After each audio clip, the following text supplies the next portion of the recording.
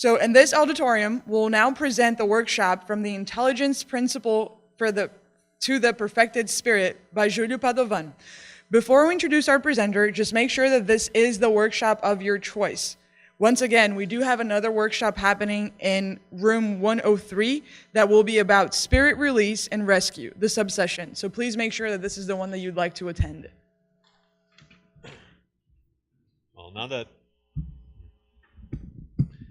all is set, let me introduce our presenter, Julio Padovan. Julio Padovan was born in Brazil and holds PhD degrees in biophysics and molecular biology from the School of Medicine of São Paulo, or University of São Paulo, Brazil. He has been working since 1996 at the Laboratory for Mass Spectrometry and Gaseous Ion Chemistry at the Rockefeller University in New York as both Senior Research Associate and Associate Director. He's also an Associate Professor of Chemistry at the City University of New York. Julio Padovan has been studying Spiritism since the age of 15 and is currently a member of the Spiritist group of New York, where he is responsible for the Sunday study group. He is also dedicated to translations of Spiritist books from Brazilian Portuguese and French into English. Julio has been teaching for over 30 years, and he is both a lecturer for Spiritism and the general sciences. So please help me and welcome Julio to the stage.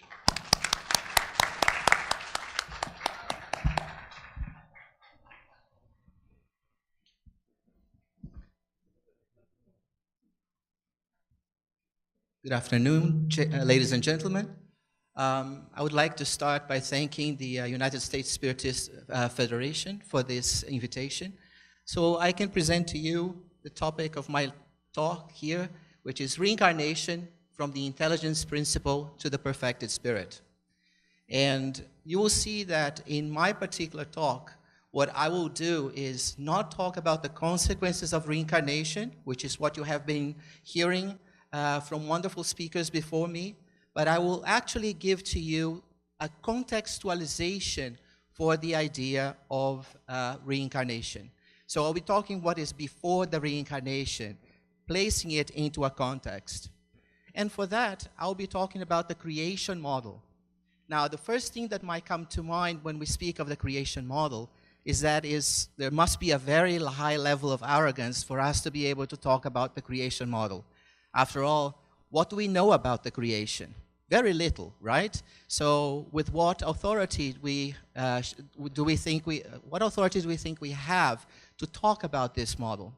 But this is actually a misconception, because a model is nothing more than our current level of understanding. It's an ensemble, a set, a combined effort of everything that we have researched, everything that we know at the moment. It's not the last word. It's not something that is adamant. And a model, if it is a good model, it will always be able to accommodate new ideas. And if it doesn't accommodate new ideas, all we do is toss the model and make a new one. We have this, for instance, for the model of the Big Bang, for the model of the universe.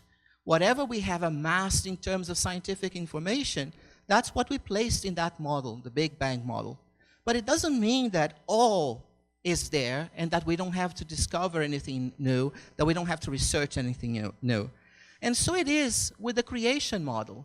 Here we are talking about all the pieces of information that we have amassed from the spirituality.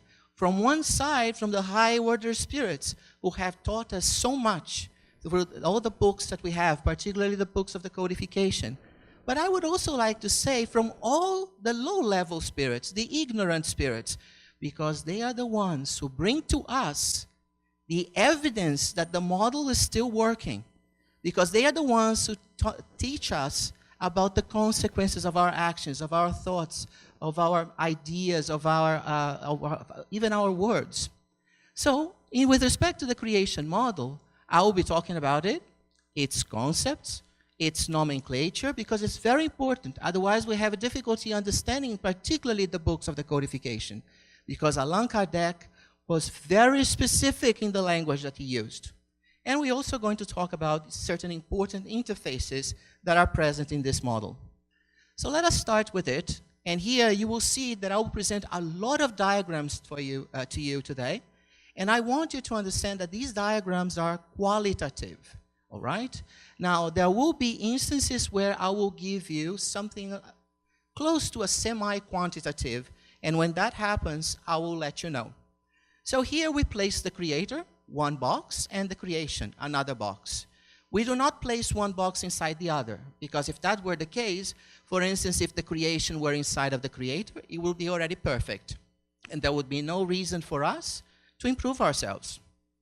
And if I place the creator inside of the creation, there will be something there inside of the creation equally important as the creator, and therefore there will be more than one creator. So the boxes have to be separated. Another thing that I want to mention to you is that if you notice, I left a little gap over there between the two. This gap is important, and it was done on purpose. And I would like you to tuck it in at the back of your mind, because I'm going to come back to it and explain to you why it's there in the first place. So here, let us talk about the creation. I will not be talking so much about the creator itself, because we know very little of it. It doesn't mean it's not important. It's just that for our purposes today, it is the creation part that is important for us to discuss. We divide the creation. We divide the creation didactically into two sides, two parts, not two halves. And this is why I did this on purpose. I represented one side slightly smaller than the other, so that you can always be reminded of this idea. This didactic division comes from us, so that we are using the strategy of dividing and conquering. We break a very complex topic into something that is much simpler, which we can tackle one at a time. We are going to see that the side that is represented by the intelligence principle is the side that is non-material and non-physical. And we are going to see later on the definitions of material and physical. Everything that comes from the universal fluid side, we will say it is material with the possibility of also being physical. Now again, we'll see later on how we make these distinctions. Notice that we say it's the intelligence principle. The principle itself is not intelligent, because if the principle were intelligent, there was no reason for it to develop. It is going to develop intelligence. So here what we need is the possessive, not the attribute. So we use intelligence, not intelligent principle. When we come to this side and we talk about the universal fluid, you might have heard about the universal cosmic fluid. Can I use universal cosmic fluid? Yes. But like Allan Kardec, I would like to be very careful with the words I use. Remember, cosmos is a word with Greek roots, and it means, careful here, the observable universe through our senses, not everything that is out there. Whereas universe is a Latin-rooted word, a word that is rooted in Latin, and it means combined into one, all in one, oneness. Therefore, to say universal cosmic fluid, there is somewhat redundancy there. So I decided for universal fluid. It's not a preference. It comes from the etymology of these two words, universe and cosmos. Now that we have separated this, right? We have separated the creation or divided it into two parts. Let's see what these things do. The universal fluid can actually manifest itself into the material principle. And this material principle can manifest itself into many different things: matter, energy, dark energy, you name it. And I also place here, as you can see, a box with a question mark. We have to be humble. Do we really know everything that is out there in this universe? No, we don't. So let us put this question mark here for everything as a representation of everything that we do not know, that we have not yet discovered. In principle, if this were quantitative, I would have to represent this box almost the size of the whole creation, right? Because there's a lot more that we do not know than what we actually do know. Good? Now, if we'd say the same thing about the intelligent principle, in this case, it is going to be associated with the soul. And much like I did on this side, I'm also going to put there a box. It's like having a box with the lid open, so I can always add more things in it. I'm leaving the box open for any new things that we might one day discover. All right? Now, for us to further our discussion, what I will do is eliminate the things that we do not know, since we cannot say much about them, right? So I'm just going to simplify this diagram, and you notice that I combine matter and energy into one manifestation, since we know we can convert them one into the other, right? Even if we don't do that in our homes, we know it is possible, okay? And here, I'm going to show you another manifestation of the universal fluid, which is actually the vital principle. At this point, some of you might be asking yourselves, well, if I have the universal fluid and it's only one thing, how is it possible for it to manifest two completely different things, right? Shouldn't they be the same? Well, let us think about this. When we step in front of the mirror, we see that we have the skin, right? And we see that we have the eyes, we see that we have hair, and so on. Now, we all came from the very same cell. That progenital cell, that primordial cell, differentiated itself, that's the word we use in biology, differentiated itself into skin cells, into cells that go in the cornea of our eyes. Even when we talk about the skin, we can see that our lips, though being part of the skin, are different. So another type of differentiation. And then we have cells that grew and differentiated into the hair follicles that create our hair. So the same cell manifested itself differently. And in biology, we say it differentiated itself into different types. Well, here, the universal fluid is also differentiating itself into different principles. So in Spiritism, instead of saying differentiating, we say manifesting. All right? But what is the importance of the vital principle? Is that in the same way that the material gives rise to matter, the vital principle gives rise to the vital fluid. And now we have all the partners, all the players actually, to begin talking about ourselves. So you notice that if we don't understand this, we can be talking of everything that we do from now on, but we don't even know our past. We ignore our past. This is the part that I mentioned to you about the contextualization of reincarnation. So this is what's going to happen. I'm going to take two portions of matter as an example. Why two? Because I want to make a comparison. And there's nothing simpler than two things. If I want to make a comparison with four, I can, but it's just going to make it more complicated unnecessarily. So, two portions of matter. They are both inanimate. Matter, the material principle, only creates inanimate matter. But now, to one of the sides, to one of the portions, I am going to add vital fluid. And when I do so, when I add vital fluid to inanimate matter, I actually end up with a differentiated form of matter called animated matter. Here's the same thing again. I will use the participle as opposed to the adjective to indicate that it was an action that was done on that matter. Animated matter is now different than inanimate matter. And this is for us extraordinarily important. And why is that? Because we are going to see that the soul only interacts in order to produce physical bodies, in order to produce peribodies, only interacts with animated matter. All right? Now, I do sense some disturbance in the force, and I can see some of you are at the edge of your seats because I wrote peribody.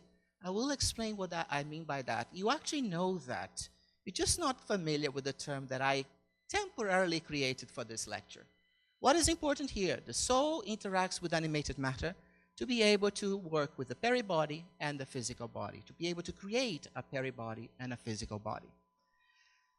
For this discussion, inanimate matter is not relevant. So let me clear this diagram a little bit, and let us focus on what is important for us, right? So the soul can actually work with the peribody and the physical body, and when that is all together, we have a three-part, a three-part being, right? So let us clear this diagram, and we'll look a little bit closer at how the soul actually works with the peribody and the physical body. So remember, animated matter is the combination of the vital principle and material principle through matter, right? And the soul works with animated matter to produce this three-part being. right? When it has this three-part being, is what we are right now, reincarnated souls, nothing more, right? But there is a problem with the physical body. It has a very short lifespan. It has a very short shelf life. Physical bodies are not eternal. So eventually it perishes, and once it perishes, we lose it and we go to a two-part being. This two-part being is the discarnate soul, which later on I will show you. It has two different names. Right now we're just looking at its general, or its alias, basically. So if now this two-part being creates from, if it creates now from the animated matter another physical body, right, and joins it, then we have another reincarnation soul. Eventually, even this physical body will perish, and we go back to a two-part being, and we can go on and on with this cycle. Each time we take a new physical body, we have a reincarnation process, and we become, or we are termed, named, entitled, reincarnated soul. So this is what you've been talking about the whole day today. This part here, the three-part being. But we want to understand what is just a little before it. So, what can we summarize from this? That the soul is the quintessence, non-material, non-physical, right? And there is the two wonderful consequences that comes from this. Because if it is derived from the breath of the Creator itself, then the Creator must have been present before the soul, must have preceded the soul. Therefore, automatically, logically, we must assume that the soul had a beginning. It doesn't matter when it was. It doesn't matter how it was. But it has a beginning. It's a logical construction. But there's another thing. The soul, as we said, is non-material. It's from the non-material and non-physical side of the creation. Therefore, it cannot be susceptible to the ravages of time, of deterioration, of decay. And as a conclusion, it must live on forever. So the idea that the soul lives on forever and had a beginning are not just because someone told us or our spirit told us, or no. It's from a logical conclusion, from our own application of our intelligence to this problem, right? Now, the reincarnated soul, as we saw, is always associated to a peribody and to a physical body when it's reincarnated in this case, right? We have to be very careful. It is associated. We are not the physical body itself. And this is particularly important when we talk about the first stages of the soul, when it's not related to a human physical body. Because a lot of people say, no, I was never this or that. I was always a human being. No, we were other things before. In other words, we were manifesting ourselves as other things before. But our soul was never the thing itself. And we'll see this a little bit later. Here I want to introduce to you a new concept. As I said to you, the soul had a beginning, right? And it actually started its journey in what we call the monad stage. And we're going to see in a minute, in detail, whatever details we have, what that is. And this stage is subsequently, it's later promoted to the spirit stage. Not spiritual stage, but spirit stage. And we'll see also why that is the case. What is important for us to understand is that both monad and spirit are qualifiers to two distinct stages of the soul, and yet of the same soul. Much like we started as children, then we went through adolescence, then through early adulthood, but without being anyone different because of that. And the fact that the monad stage precedes that of the spirit. We have to keep that in mind. So let us look a little more carefully about these monad and spirit stages, right? So here, I am going to divide the creation, all right, into something that is purely physical, right? Physical is the world we're living right now. And we can call this the physical plane, the physical realm, the physical world, the physical dimension. That is actually not that relevant which word we pick, as long as we say physical when it's supposed to be physical. And anything else is going to be extra physical. Here, I call your attention to one particular detail. Notice that extra physical joins two different distinct parts of the creation.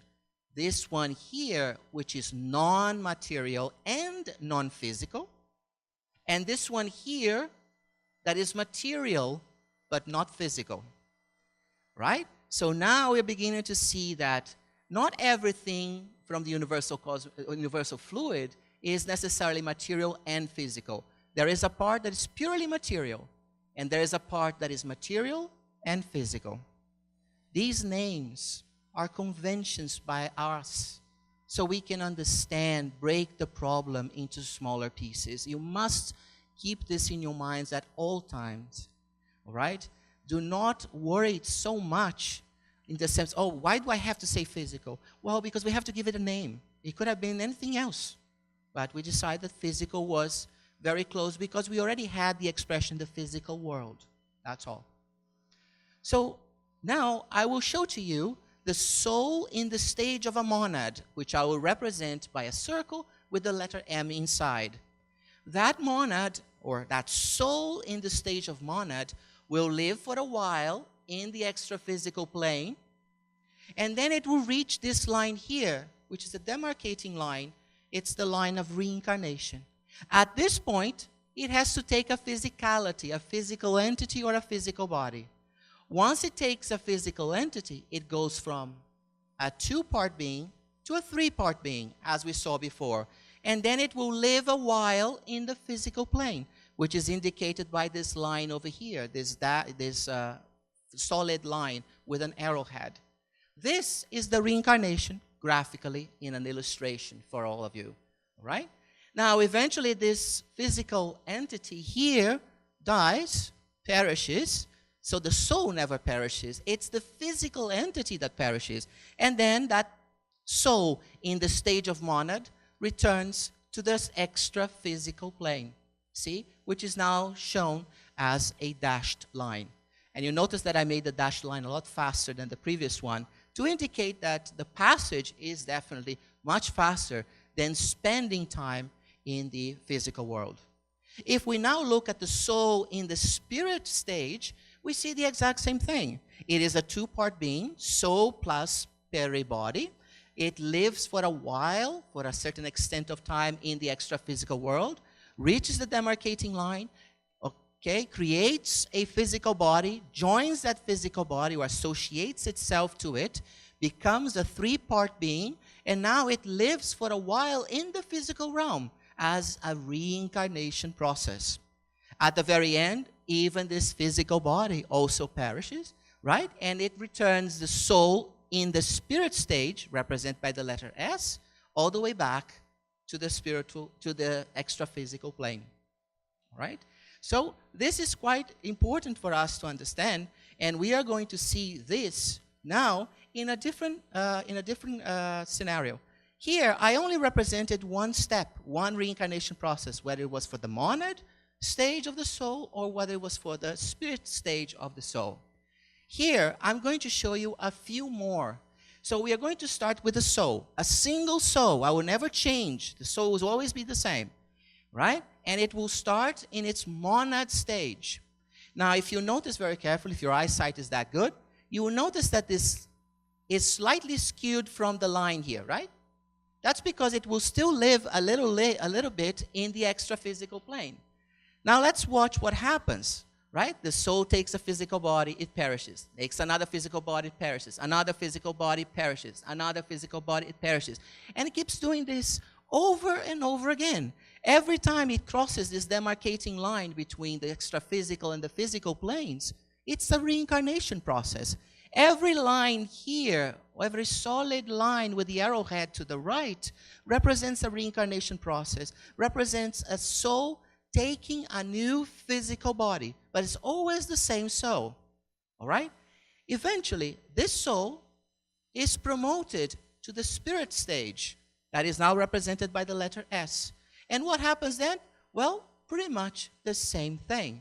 That soul in the spirit stage takes another physical body here, lives in the physical realm, perishes, the physical body perishes, then it's going to take another physical body, will live for a while in the physical plane, the physical body will perish, go back to the extra-physical plane, and we go on and on and on like that. Always a new reincarnation, always pretty much in the same process, the same mechanism. And this is extraordinarily important for us, and we'll see in a minute when I start talking about what is different. Because so far, I just showed you what is the same, what is common to both of them. What is common? To take a physicality, a physical entity or a physical body, live for a while in the physical plane, then when the physical body or entity perishes, it goes back, the soul, whether it's the monad stage or the spirit stage, goes back into the extra-physical realm, right? So we might ask ourselves, for instance, what is it that makes the soul move from the monad stage to the spirit stage? We'll see that the next slide. Just before I go there, let us just watch this one more time so you follow this and you get familiarized with this process.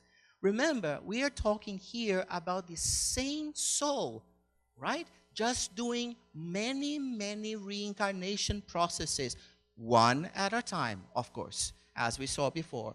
And we saw that it started as a monad, in a monad stage, and later it became promoted to the spirit stage of the soul.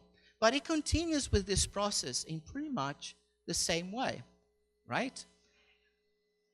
So, what is the first thing we can say about this diagram? Well, I would say that if I were watching this, I would say to myself, all right, I have the monad stage of the soul, I have the spirit stage of the soul. It's the same soul. So what's different? What has changed from it? Well, the very first thing we need to understand is that the passage from monad to spirit is a continuum process. No one here went to bed one night in the monad stage and woke up the next day in the spirit stage.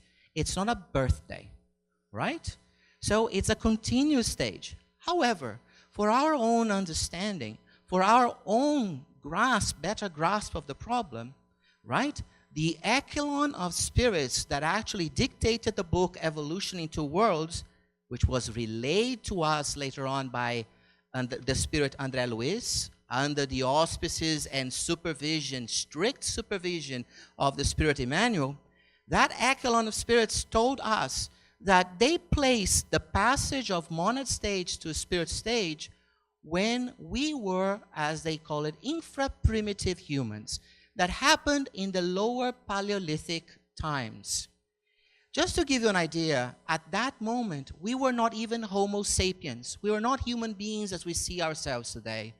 We were actually passing from something called a hominoid stage to a hominid stage, which is before Homo sapiens stage, right? So we are talking about this passage here becoming or coming to age just between hominoids and hominids.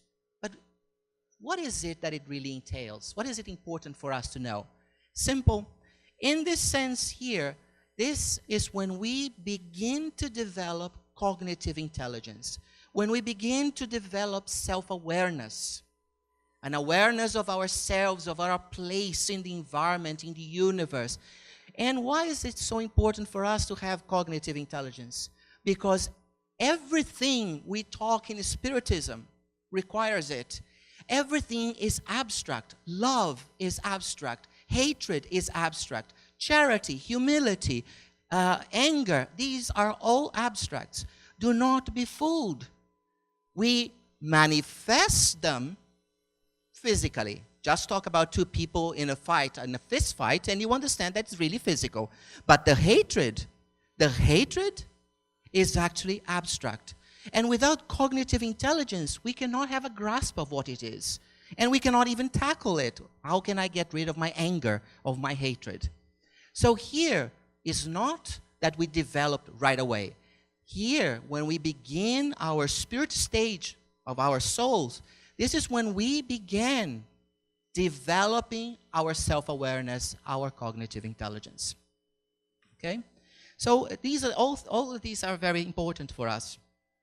So now we saw what is important in this process, what is common to both stages, monad and spirit. We now even saw how we got promoted from this to that. Let us now look at this diagram one part at a time. And I will start by the lower part because that's the beginning, the monad stage of the soul. And here we will see that, notice here I want you to look at these diagrams in a semi-quantitative way. All right? Notice that the monad lives very short times, okay, much shorter times in the extra-physical plane as its spirit stage counterpart, right? That's the very first thing. And we might ask ourselves, well, why is that? Simply because how can we understand morality if I have not yet developed the psychological tools to grasp them? So there is no point for the benefactors here to be talking to us about love, universal love, charity, because we don't even understand the very basic principles of life. Therefore, there is very little that we can get from this side. We come back to the physical world a lot more often and a lot more quickly. If we also look on this side, you will see that comparing the monad stage to its spirit stage counterpart, we see that we also live very short or shorter times, I would say. And this has to do with the fact that here we are basically developing our first life-based ideas, our life-based mechanisms. Here we don't know how to take care of ourselves, okay? We don't know how to, for instance, purify water and we drink better water or eat better produce, right? This part here is very instinctive at best. Actually, it ends with instinct and the birth of the cognitive intelligence. So this is why it's so short. So now if I go back, okay, and I compare these two, you will see why, as a rule, the monad is always coming, the soul in the stage of the monad is always coming to the physical realm at a much faster pace, because this is where it can learn. But it does learn, as you can see that in the lifespan of the monad here, again represented semi-quantitatively. Okay? So if we now put this into the diagram that we had before, the whole diagram of the creation, I would like to call your attention to the bottom part here. So this is for before cognition, right? So we have the soul. Now, remember the peribody? Well, it's a perimonad. The perimonad is the material body, right, for the soul, when the soul is in the monad stage. And when the soul is as a reincarnated soul, it takes a physical entity, which we call a physicality. When the the physical entity perishes, we lose it, and we go back to soul plus perimonad, which we call monad. So the monad is the two-part being, soul plus perimonad. We get a new physical entity, we have another reincarnation process, we go back to physicality, and we do this over and over again. The physicality perishes, we go back to a two-part being, we get a new one, and on and on and on. And we have done this since the beginning of times on this planet, over 2 billion years ago.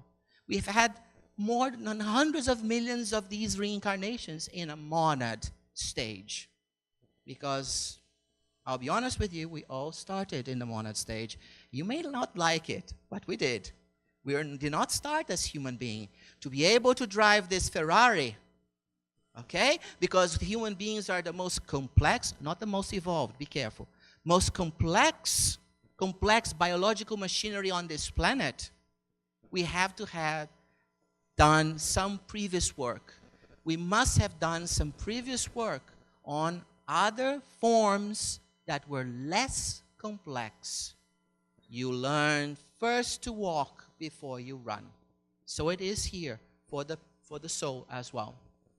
So now let us look at what happens in the spirit stage of the soul, right? So the very first thing we see is that now our lifespan in this extra-physical realm is much longer, much greater. And that's because we have a lot to learn from the benefactors. We have the cognitive tools. We have started developing them. So now we can begin to grasp the idea of beauty, of love, of universal love, actually, of charity, of humility. And also the other ones, hatred, all right, anger, you name it. But the point is we can grasp their concept. We can work with those concepts, right? The other thing that we see is that we live longer too in the physical plane. And why is that? Because as I said before, for the monad, this is now the opposite. Now we are learning to take better care of ourselves. Today, for instance, we eat better produce. We drink better water in terms of its quality, in terms of its purity, compared to our human fellows from 100 years ago, right? So we tend to live a little longer. Good? This is very important for us. And in the same way that we saw before, if now we go back to this model, look here again at the bottom. And this is now after cognition, when we were promoted to the spirit stage of the soul. We, the soul, because we are the soul is us, okay? We don't have a soul. That is our essence, what defines us. But we have, be careful with the verbs, we have, now you know the peribody, the perispirit. And we have, when we are reincarnated, a physical body. So we are souls with a perispirit, with a physical body, when we are reincarnated. And when we are reincarnated right now, we are human beings. When our physical body dies, we go back to being a two-part being, and that is what we call the spirit. And you will see that a lot of times we, on our everyday conversations, we use soul and spirit interchangeably. But Allan Kardec was very adamant about it. He said that is fine on an everyday basis, but when we truly want to understand the doctrine and the details of it, we must make this very important philosophical difference. And he warns us in a footnote in the book, What is Spiritism? And in the preface, okay, of the Medium's book and the Spirit's book. So it is very important for us to make this distinction. So now with the perispirit, if it creates a new physical body and associates itself with it, it becomes another human being. That physical body eventually will perish and will go on in this cycle, as we've seen before. Each time a new reincarnation, each time learning something new. But before we move on, I want to show you something. I did this on purpose here. Just watch over there in the upper right corner, and you will see in that little inset, inside another inset, over there, that these two reincarnation processes kind of lasted for the same amount of time. That was not an accident, and it did not happen because there was an accident either. Okay? What is that? Is it possible that we will eventually extend our lifespan as human beings, that we will reach a limit? So as soon as I am born, I will know I will have, 300 years to live. So when I complete 300 or 314, it doesn't really matter what the date is. The fact that it's going to be a definitive date? No. We can only make the physicality last based on the amount of vital fluid. Remember the vital fluid? That actually animalized matter, animated matter. So we can only make the physical body last for as long as we have vital fluid in it. So there is only a certain amount of vital fluid we can impart onto this particular matter, onto this consistency of matter for this world. Perhaps in other worlds we'll live until 500 or 1,000. It doesn't matter. The point is that here, and as well as in any other place in the creation, the physicality will reach a limit, no matter what we do. We will die of old age. We will not die of an accident or something that happens during our lifespan when we still have quite a lot of vital fluid around. But we will definitely die in the sense of our physical body will die when this amount of vital fluid will run out. So this is something that is very interesting. And it may sound very bleak, right? Oh my goodness, so eventually I will actually be born and I will know that there is only, 300 years for me to live. No. I'll show you there is actually something after that. And it's important to reach that stage. So let me simplify this diagram, remember, the soul connects to animated matter. The soul here uses animated matter to create perispirit and physical body. All right? So now, from now on in this talk, I'll be referring to the spirit stage of it, because this is the stage we're in right now. So we'll leave the monad stage behind.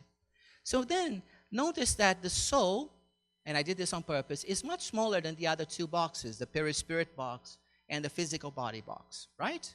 That's because at this point, the soul is in naive first steps towards improving itself. And now it is still needing a lot of the material side of the creation and the material and physical side, which is the physicality. But with every new reincarnation, all right, notice that the soul learns morally and intellectually, and it expands itself at the expense of the physical body and the perispirit. What does that mean? The material side of the creation, the physical side of the creation they do not have, both of them, they do no longer have as much importance as the morality, the intellectuality.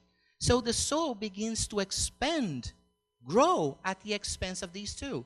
And it keeps going on and on. You will see them shrinking and shrinking ever so, so fast, right? Like this. And eventually, we reach a place, a point. You notice here PS for perispirit. Where is the physical body? We no longer have a need to reincarnate. This is when we reach a stage when we no longer need to reincarnate.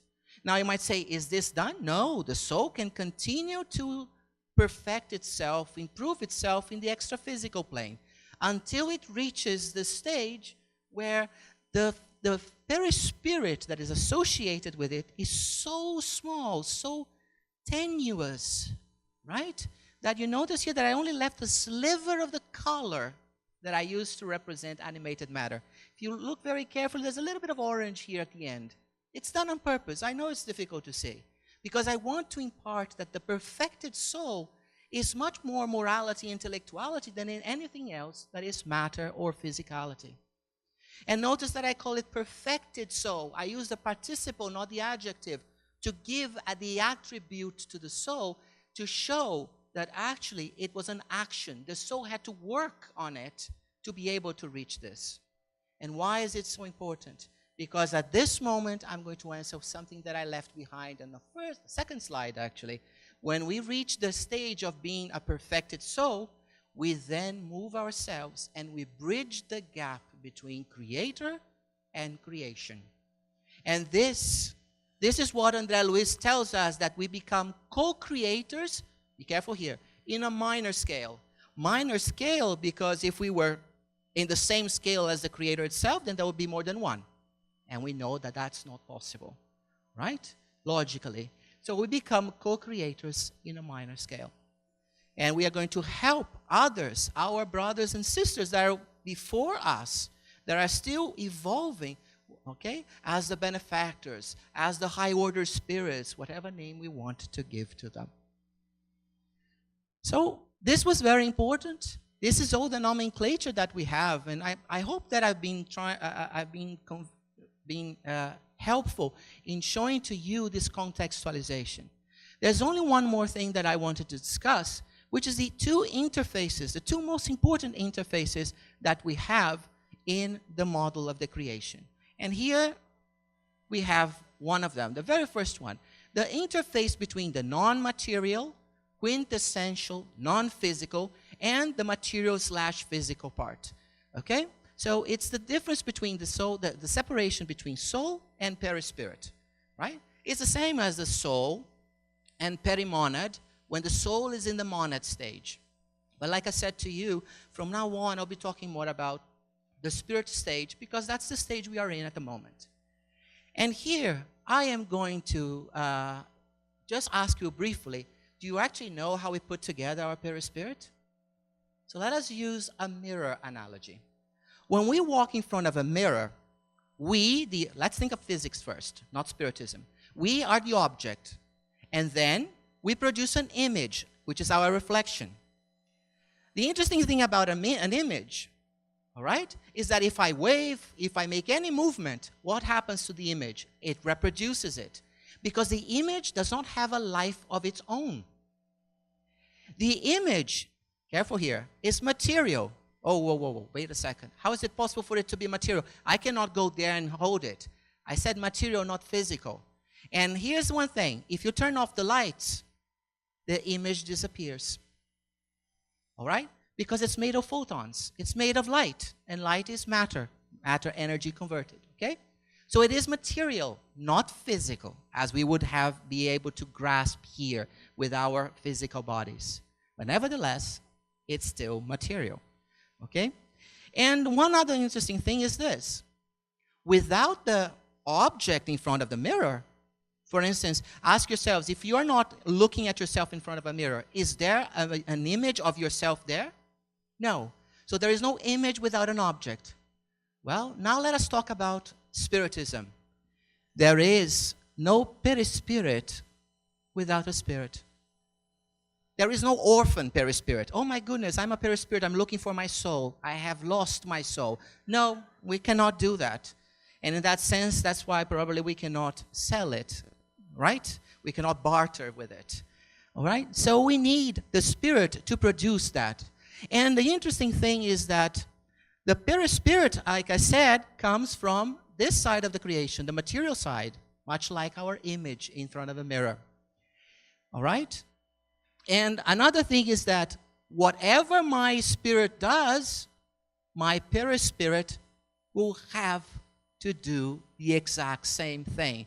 Because the perispirit has no mind of its own. It is an image of the real thing, okay? The spirit. So this is very important. It's a simple analogy, but it helps us a lot. So now, what is the mirror? The mirror is nothing more than the universal fluid. Because without the mirror, I cannot create the image.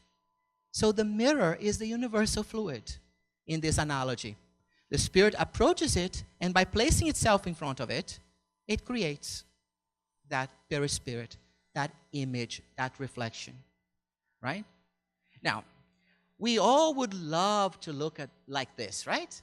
Beautifully shaped and so on. But this is how we truly look like. A amorphous, somewhat sometimes teratomorphic, okay, monstrous look. Well, I don't want to be that negative, actually. But definitely not with such a nice contour and shape as before, right? And that is because we are learning. We are shaping our spirit into something pure, into something perfected, into something that is closer to the Creator of all things, right? As it says in that prayer, the prayer to Caritas, right? That we would like our soul to be the mirror image of the Creator. We would like the Creator to be making an image of itself in what we call our soul. We are not there yet, but one day we'll become perfected souls. But what is important for us is that no matter if this is our true state at the moment, through multiple reincarnation processes, we are always learning one step at a time. We are always progressing, adding to a repertoire of everything that we know morally, intellectually, and then we will one day reach this stage. So it's the light at the end of the tunnel, but there is light, and we should not be discouraged. Finally, the other one, the last of the interfaces, all right? Now be careful, because this interface here is what separates the extra-physical from the physical plane. And I will particularly focus what separates material, but not physical, from material and physical. So basically, I'm interested, how is now possible for my perispirit, together with my soul, as spirit, how is it possible for my spirit, the two-part being, to create from animated matter a new physical entity or body? We have a tendency in Spiritism, which is actually a escape coping mechanism, as it's known in psychology, of always saying, oh, the mentors do this to us, or the bad spirits do this to us, or the ignorant spirits do this to us. The truth is, we have a saying, we do partake in this process.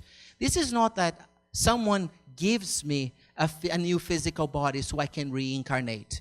There's no supermarket in the extra-physical plane where I can go and fetch a physical body and say, this one appeals to me. That's the one I'm going to use for the next time. No. We built it. We chiseled it out from our own beings, right? And this is the other analogy that I want to impart on you. So this is the new physical body. See that it's just to the right of the demarcating line? The line that separates material from physical? So this is the physical body, and this is my spirit, the two-part being, soul and perispirit, acting together, right, as one thing, as spirit, chiseling out my new physical body. Now, I can have a piece of marble carved in many different ways, or chiseled in many different ways, right? So every time I reincarnate, I will chisel out one particular aspect of it. Now let's just this little guy stop because he's really going at it. He's really eager to reincarnate. So I'll just make it stop, otherwise you get distracted. So when we are spirits, we are not going to put everything we are, everything we represent into this. We are going to carve this according to the material that we have. We have marble, we have wood. It doesn't matter if you have granite, basaltic rock. It doesn't matter. The point here is that each reincarnation, we carve it in a different way. Which way? The way that appeals to us the most. And what is the way that appeals to us the most? It's what other lecturers, our friends, have been talking during the day. These are the things these are the pending issues in our lives, the issues that we need to resolve. And we carve the best possible tool in the physical realm to address those issues, right? So we are the ones putting together our own physical body. We are the ones having a saying in it, perhaps with our actions, with our thoughts, but it's as a rule, as a combination of everything. And here, I want to say to you then, as a summary of these two parts here, that the reincarnation then is the process by which we take a physical body and we associate ourselves to it. Now, in our stage, the spirit stage of the soul, we associate our spirit, a two-part being, to that physical body. And we become a reincarnated soul, which happens to be in the human being form, right? In the possession of this new physical entity, with this new physical body, we journey into the physical world, improving the physical body, yes, but only to a certain amount, only to a limited amount. We actually improve our soul, the essence of ourselves, both morally and intellectually, right? And one of the interesting things is that each journey that we have, we are always reinventing ourselves. Because for every new journey, I do not start it in the same way that I started the previous one. Because I learned something. No matter how insignificant, how small, I did learn something. So every new reincarnation, it's the same soul and yet different. In the same soul, in the sense of the individuality being the same, but different in the sense that it has grown. It has grown up morally, intellectually, right? And this is extraordinarily important for us, right? So, in this process of reinventing ourselves, remember that we have to create that new physical body. Well, we can't just create a physical body. We have to give it what? A self-identity. That physical body has to have a self-identity, right? To live here in this physical realm. We all have our identities here, right? That identity was put together by our soul, which is the true owner of that identity. And in creating this self-identity, we take some abilities of ours and we leave others behind. All right? Now, what do I mean by that? Let us think about it this way. Imagine that coming to the physical realm is like an actor or actress taking a new role. You have to be in character, right? Now, imagine that your character speaks Greek. And you speak Greek and English. Can you speak English during your performance? No, because that would be what? Out of character. So every time we create a new self-identity, it's like taking a new role. performing a new role as an actor or actress. So we bring to that role only our abilities that will fit the bill of the day, the performance of the day. This is why we are always asking ourselves, oh, but I know other languages, or I know how to play different instruments, and in this life, I don't know how to do anything. Well, you learned, but for this journey, this performance, you chose the abilities to bring in that will allow you to play your part, to carry out your role to the best of your abilities. Because when you do it to the best of your abilities, then you take the most out of this reincarnation process. So the new self-identity, this role we are taking as a physical being, right, will emphasize certain intellectual abilities. But the moral ones are always with us. Always. Because the moral ones are what define, well, not that they define us. We have defined them, and now they are our greeting card. That's what I want to say. That's better. Because I don't want ourselves to think that we are automatons, that it's the moral qualities that define us. We have defined, grown into those moral qualities, and now they are our greeting cards. They are representing us. They are our representatives. So in emphasizing certain intellectual qualities, abilities, right? This is why we leave a few things behind. But this forgetfulness of other abilities is only temporary. So when we speak of the veil of forgetfulness, oh, every time I reincarnate, I forget what I did here and there. No, you didn't forget. It just was not important for this current performance. For this performance, you, actor or actress, do not need those concepts, do not need those abilities. But they will come to you later when you lose that third part of your three-part being, your physical body, when it perishes, and you return as spirit, as a two-part being, into the extra-physical realm. They will be always with you, because if the soul never dies, it's eternal. The soul cannot suffer deterioration, decay. So everything that it learns is with it, stuck for eternity. So I hope that I have been able, not to convince anyone, but at least assist you in contextualizing reincarnation. My talk was not about reincarnation. It was about the contextualization, right? And I know that a lot of things here are difficult to grasp at first, but I urge you to study, to look very carefully, to be attentive to the words that you use when you refer to parts of the creation.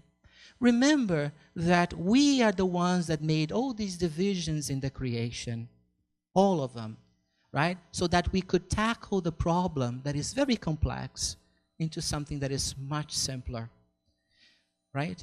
And do not forget that all of you are amazing, amazing machineries put together by the Creator itself in the effort to allow each and every one of you to reach one day to it, to reach and become close to it as co-creators.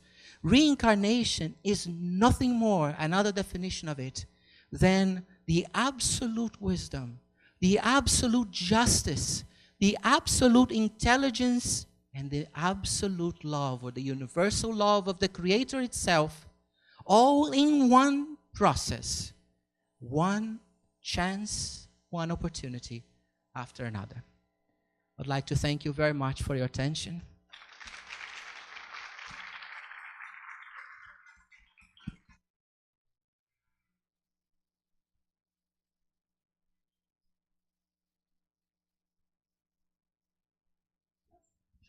Yes.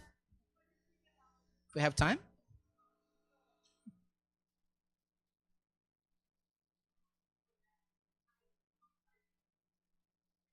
Okay. So the question is a few more examples. Oh, can I have my presentation back?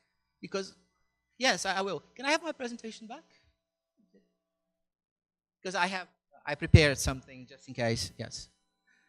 So the question is, she wants an example when we are in the monad stage, right? What are the examples? Well, I can start talking right now. Well, we start our life, okay, as we start interacting with the simple atoms, with the simple substance in nature. We go through the single-celled organisms, then the the multicellular organisms. We go through everything, right? Now, we were never a bug. We were never a rock. We were associated with them. Now you might ask, why is that? Why is it so important to have something like that, right? And the reason is very simple. Imagine that if I ask you, for instance, if I were to display here a rock and you were to touch it, right? All you could get from the rock in terms of interaction would be, for instance, a sense of heat, or if it's acidic, if the surface is rough or smooth, and so on, right? Then, if you now take some other small organism, whether more plant-like or animal-like, we have to be careful because we no longer classify things into plants or animals. There are now 6 different classifications, but as for simplicity here. So now if you touch this, the animal may now recoil from you, all right? And then, if I show you here a picture of a baby hand, touching up the mother's head or the father's head, you have a different response to it. In the first one, the responses are physical or physical-chemical.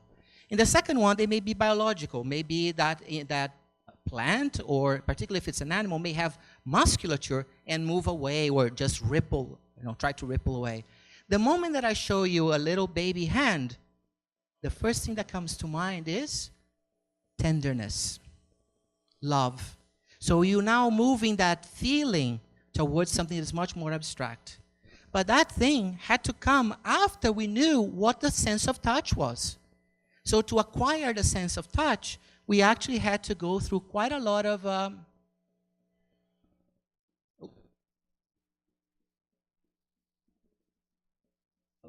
no, it's okay. Don't worry. We have to go through quite a lot of stages in life. So first, for instance, we have to acquire the laws of affinity at the molecular level. Once we have that, we can start now putting molecules together, and we can actually have these molecules create small systems that will detect our surroundings, right? Still not the touch. That's as simple as that. For instance, we may create in the monad stage, or we may be associated with beings that are beginning to detect food, and now they wiggle themselves in the direction of food. That will later transform itself or evolve itself into a system that will allow us, for instance, to create the first response mechanisms. Now I detect food, and I can make small decisions. Do I wiggle myself in that direction, or do I move in the opposite direction? Because it may be that's bad food. So we go one step at a time. There is no brain there. There's no intelligence there. And that keeps going. Eventually, we reach other levels. For instance, think about the patellar reflex, right? You go to the doctor. If the doctor hits the patella, right, you jerk your lower leg. You can do whatever you want. You will not be able to avoid that, right? That is a response that does not require our central nervous system, all right? It's called an arc reflex. That's the next stage. And eventually, we build so many different cells that specialize to become neuronal cells that we start putting together, right, brains. It may still be an insect, right? And that insect is now making small intelligent decisions, actually, but not cognitively intelligent decisions. All of this is done in this monad stage of the soul. When we ingress, when we start as infra-primitive human beings in the lower Paleolithic, that is when, according to the echelon of spirits that dictates evolution into worlds, that's when they call it the cognitive intelligence process at its start. And that's when they begin to say, now we talk about spirits. Spirit stage, no longer monad stage.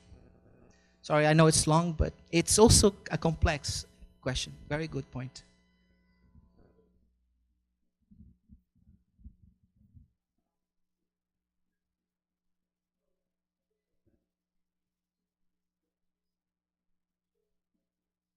Actually, this is the definition from Kardec.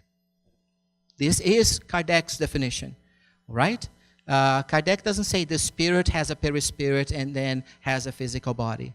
Kardec says very clearly, the soul is, it's a footnote, for instance, in the what is Spiritism, and also particularly the preface of the book, the Spirit's book, where Kardec says, we must understand, therefore, that a soul is a one-part being, the spirit a two-part being, and the human being a three-part entity. So it's very clear. We, on our everyday conversations, we just interchangeably, right, use soul and spirit, right? Is it wrong? No, it's not. As long as we're not trying to answer a question that you just put to us, which is about the monad, because then we don't know how to insert the monad there. And you notice that by using soul, I can go soul with perimonad as a monad, soul with perispirit as a spirit. If I now call soul spirit, I have a little bit of a conflict there.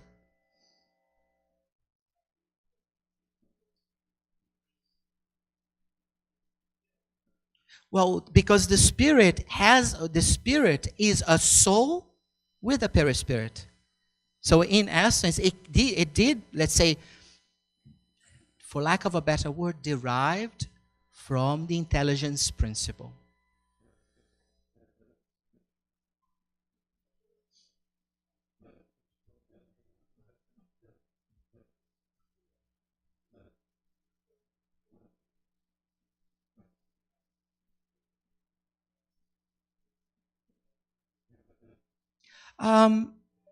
In terms of fluid or principle, we have to be very careful because we like to... I'm sorry, let me repeat the question. Sorry about that. She's asking, why not, instead of saying universal fluid, why not universal principle? Okay? We have to be careful with etymology. Sometimes we get very attached to certain words. It's a very good question, all right? We are debating here. So we get very attached to definitions and we start saying, oh, I prefer this. There's no such a thing. We have to be careful. For instance, until this lecture, to be honest with you, I always said universal cosmic fluid. But then when I thought very carefully about it for the past 5 months, when Jusada first extended the invitation to me, I realized, okay, I have to be careful here. It's one thing to just think for myself, it's another to tell other people. So the idea of fluid is a lot more, has a much broader scope than we normally use. So you may think that the water in your house is fluid, right? Okay, so there is an experiment in the University of it's in Australia, Melbourne, in Australia, that started in the 1920s, I don't recall now the particular year. And do you know what they're trying to prove? That asphalt is fluid. So just about 3 years ago, another droplet came out of it. Basically, what do they have? They have a funnel where they put asphalt inside, and then they have left it since that time to see how much of it flows out of it. Okay? So in essence, what we say solid, liquid, and gaseous is all fluids. Everything is fluid. The difference is how much we can compress and how much that material responds to compressibility, right? And in that sense, what we call in the material side of the creation is a fluid.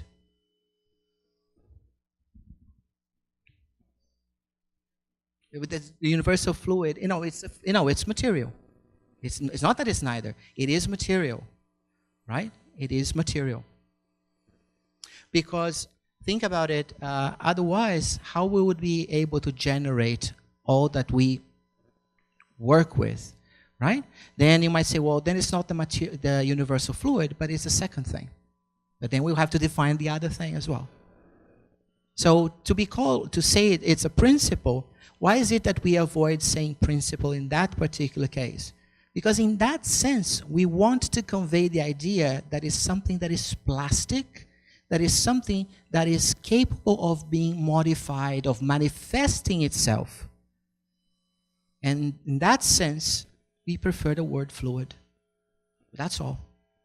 Okay? Tomorrow, for instance, we may actually find a new word that will define this much more specifically, and then we will not be so, let's say, concerned, right? But we need to move our concept of fluids to something even beyond, and understand that everything here, the chairs we are sitting on, which should be solid, at least to some extent, the ground, everything, we think it's solid, but it's not. It's just that before it actually moves, or a particle, a piece of it, a morsel of it moves away, I'll be long dead. My physical body will be long dead. That's all. Yep. Oh.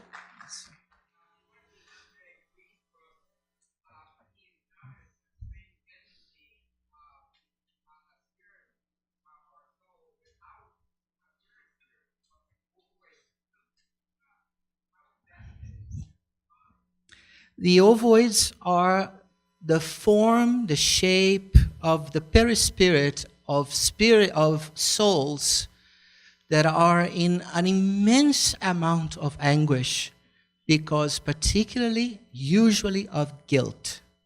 The ovoid is the name, the attribute that is given to the perispiritual form of that spirit, of that soul. Okay? So it's not that it does not have a perispirit. It's just that its perispirit does not have the human form because the mind, the soul, is locked into a pattern of guilt and cannot extricate itself from it. That soul is being devoured from within. It cannot think of anything else. It does not think of anything else. And since the soul, in particular, has no shape, since it's immaterial and non-physical, it no longer can impart on the universal fluid a shape. So its perispirit simply takes the form of an ovoid. Okay? But there is a perispirit there. Yes. Yes. Okay? Until they kick us out. Okay? You see, I has to have someone. Otherwise. Yes?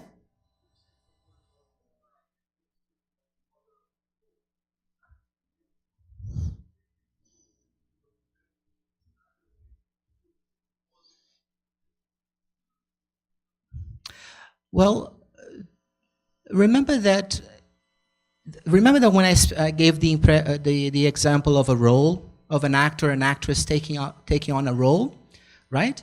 So we take the materials that are available to us to do our best, to give our best performance, all right?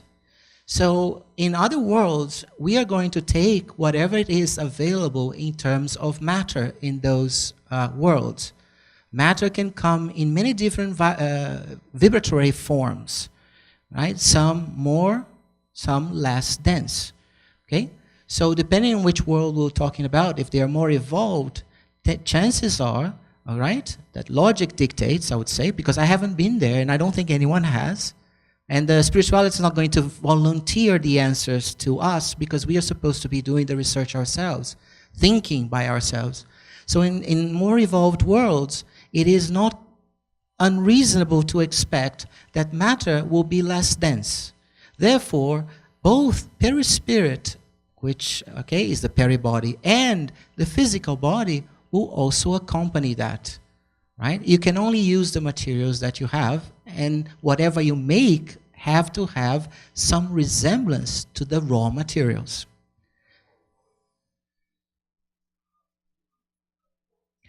Well, I don't know if you have a human form in another world. It's whatever form it's there. Because in the end, remember, the form is what we need to do the job. In the same way that if you want to paint, you don't take a chisel, you take a brush. And the other way around, right? You don't take a brush if you want to chisel something like marble, right? So in this world, it's the human form, because the human form is what allows us to do our job, to do that performance, to take that role and do our best to improve ourselves both morally and intellectually. So in another world, perhaps that is not the most appropriate or most efficient form, and we'll take whatever form that is.